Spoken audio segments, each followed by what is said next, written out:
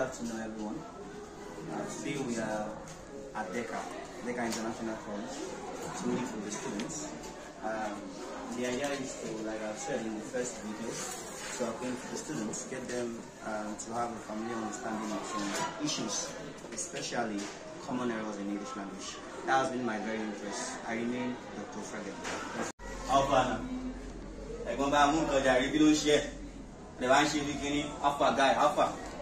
Alright, this is Dr. Fregel again. We are back here in Star. Around, we're looking at common errors in English language very quickly. The word talk is thanks to the synonymous from our own perspective with the word out. But I hate to be the bearer of bad news. I like to say that it is not loud, it's supposed to be loud. The short scene you heard me recount there is talk, and it is synonymous to the word loud and not tout. Synonyms of talk are loud, hoodlum, hooligan, and many others, of course, but not tout. A tout is one who advertises violently. If you are going to markets like one in Dubai, or even in Lagos, there are many markets like that. They will almost tear your dress just because they want you to buy things from them. That is a tout is. So please, let's kindly note that a loud is a synonym of talk and not tout. Right, so the second is toast and woo. It is actually embarrassing to hear guys say things like, I toasted her. You can't toast that woo. She's not bread. The word toast means, it's an abridged version of toasted bread. It will also mean a proposed salutation, maybe at a birthday party. Then it is also synonymous to warming something thoroughly. You could decide to toast your feet in the fire. You know, just trying to do it like this. Alright? But woo is actually that word that is used in debate competition. I don't want to say, I hate that thing. It's quite ridiculous saying, and not so nice. For you to say, I hope I've been able to convince and not to confuse you. It is too traditional. I can decide to say, I hope I've been able to convince you. And then I can decide to say, I hope I've been able to woo you. That means, I hope I've been able to have you to agree with me. It will also mean the word for, of course, relationship.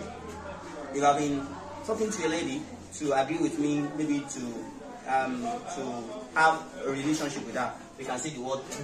Alright? So, you can only toast a lady if she were to be a loaf of bread.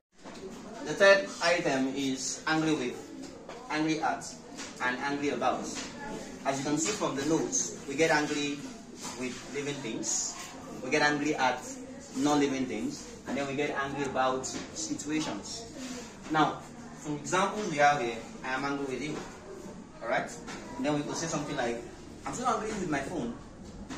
That would be wrong, because it's supposed to be, I'm so angry at my phone, because your phone is a non-living thing. You can only get angry at non-living things, you get angry with living things. So, but then, when you come to angry about, you say it is directed at situations. For instance, I lent my friend some of money yesterday, and then today my friend is not around. And I need that money for my transfer fare. So I'm angry about his absence. I'm angry with him, but I'm angry about his absence. Alright, that's the third item. The next one is the word made up and made from. Now, the word made up is when you can see the original material. When, look at this now, the original material can still be seen in the final object. That is because there hasn't been a lot of changes. For instance, when you have a table that is made of wood, you can say something like the table is made up of wood. Because obviously, you can decide to use the table when it has been disseminated for firewood. But then made from is different. This is when the original material cannot be seen. For instance, you have a paper here. This is a book. This book, we all know it's made from wood. But you will not say made of wood because you can't see wood here.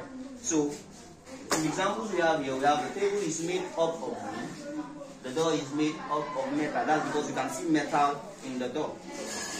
But here, made from, we have examples like paper is made from wood. From wood, there has been some sort of transformation. Alright? Then the next item is the word barb and barber. Well, it's fine really actually to say, I went to barb my hair yesterday. It's fine, there's nothing wrong with that. But that is only fine in the context of Nigerian English. Now, remember, as much as Nigerian English has no issue, it's fine to have Nigerian English. As a matter of fact, even the word agbada is now recognized in standard English. But the problem is, when you're writing examination, you are graded using the standard British English. And in the standard British English, the word barb is actually the rear end of an arrow. It can also mean to furnish with barbs, which is situated at the rear end of an arrow. It is Nigerian to say, I went to barb my hair. If you really want to speak British English, you say, I went to barber my hair. Now, that seems quite ridiculous, right? Because your friend, what do you mean barber? That barber is supposed to be the person that barbs the hair, right? Of course, that's it. But that's only in the context of Nigerian English. I would like to say that the word barber has two meanings. It could mean a verb, which means to cut the hair. Then it could also mean the person whose profession it is to cut people's hair and beards. Right? So that's the word barb and barber. And that will bring us to the end of common errors in English. We have looked at talk loud, pout. We'll look at toast and who. We'll look at angry with, angry at, and angry about. And then the fourth one we look at is made up and made from. And the last one is barb and barber. Thank you. Alright, so the next topic is tautology. And here we'll be looking at three things: demand for, solicit for, and request for. Well, the word demand for could actually be used as a verb, then it could be used as a noun. When demand for, you have it here. When used as a noun, we can have demand for. But it is tautological to have demand for as a verb. Now look at this.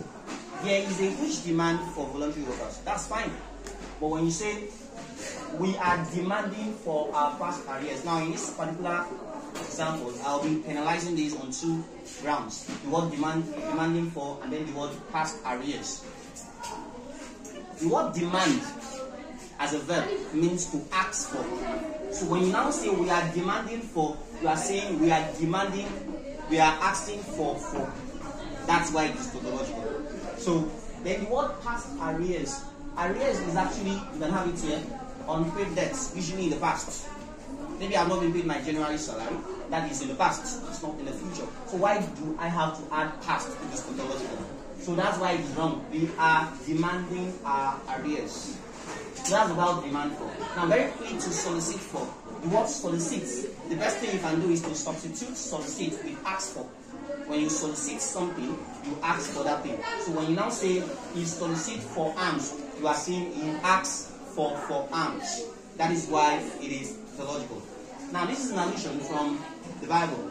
He solicits alms at the beautiful gates.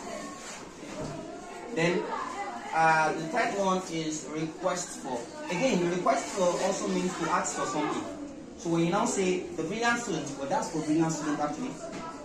You know, the way they ask for more sheets, you get scared and feel like, are we like missing examination? Really? I've not even spent half of my own answer sheet and you're asking for more. Well, the brilliant student requested for more answer sheet is wrong. It's supposed to be the brilliant student requested more answer sheets. So basically, all we have to do is to do away with 4 here, do away with 4 here, and do away with 4 here. And with that, we tend to have round off and cutting things of our tautological problems. I thank you so dearly for your time. God bless you. That's the end of the class. Please do try to subscribe. I intentionally didn't ask anybody to subscribe the first time because I was scared. But now I think I'm getting confidence in the fact that it can only get better. Thank you so dearly. Please do stay with us next week, Thursday. We'll be heading to a particular school. It's not disclosed yet. Thank you.